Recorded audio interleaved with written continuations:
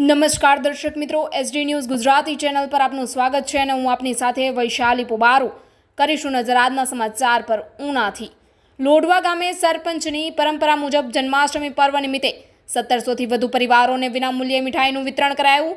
લોઢવા ગામના સામાજિક આગેવાન રામભાઈ વાઢેર અને સરપંચ હીરાભાઈ વાઢેર દ્વારા જન્માષ્ટમી પર્વ નિમિત્તે જરૂરિયાતમંદ 1700-1700 પરિવારને 3.5 કિલોની ફરસાણ અને મીઠાઈ કીટનું વિનામૂલ્યે વિતરણ કરવામાં આવ્યું. છેલ્લા 15 વર્ષથી જન્માષ્ટમી પર્વ નિમિત્તે વિનામૂલ્યે મીઠાઈનું વિતરણ કરી સમાજમાં ઉત્તમ ઉદાહરણ પૂરું પાડ્યું છે.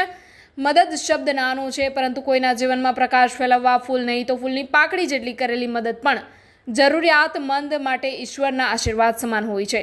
ત્યારે સાંપ્રત સમયમાં જરૂરિયાતમંદોને વિવિધ સંસ્થાઓ મદદ કરતી હોય છે, પરંતુ સમાજમાં મદદ કરવાની ભાવનાનું ઉદાહરણ બેસાડવા માટે સૂત્રાપાડા તાલુકાના લોઢવા ગામે સામાજિક અને રાજકીય આગેવાન રામભાઈ વાઢેર અને ગામના સરપંચ હીરાભાઈ વાઢેર લોકોની સેવાનું કામ કરી રહ્યા છે.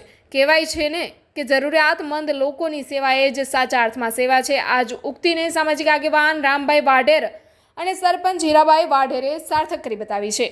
લોઢવા ગામે રામભાઈ વાઢેર તથા સરપંચ હીરાભાઈ વાઢેરની આગેવાનીમાં છેલ્લા 8 દિવસથી ગામના 200થી વધુ યુવાનો દ્વારા 6,000 કિલોથી પણ વધુ ફરસાણ તેમજ મીઠાઈ બનાવીને પેકિંગ કર્યા બાદ હવે વિતરણની કામગીરી કરી રહ્યા છે. સામાન્ય રીતે તહેવારમાં નહીં નફો કે નહીં નુકસાનના ધોરણે જનતા તાવડાઓ શહેરમાં ચાલતા હોય છે, પરંતુ લોઢવા ગામે તો શુદ્ધ ઘી સાથે ઉચ્ચ ગુણવત્તા સામગ્રીમાંથી મીઠાઈ તેમજ ફરસાણ બનાવવામાં આવેલ છે અને તેમનું સામાજિક આગેવાનોની ઉપસ્થિતિમાં વિતરણ કરવામાં આવ્યું હતું તેમજ લોકોના ઘરે ઘરે જઈને વિનામૂલ્યે વિતરણ કરવામાં આવ્યું હતું. લોઢવા ગામના સામાજિક અને રાજકીય અગ્રણી રામભાઈ વાઢેર અને સરપંચ હીરાભાઈ વાઢેરના ઉમદા કાર્યને લઈને સમગ્ર જિલ્લામાં લોકો તેઓના આ સેવા કાર્યને બિરદાવી રહ્યા છે. રિપોર્ટર અબ્દુલ ઘાંચી, એસડી ન્યૂઝ ગુજરાતી, ઉના.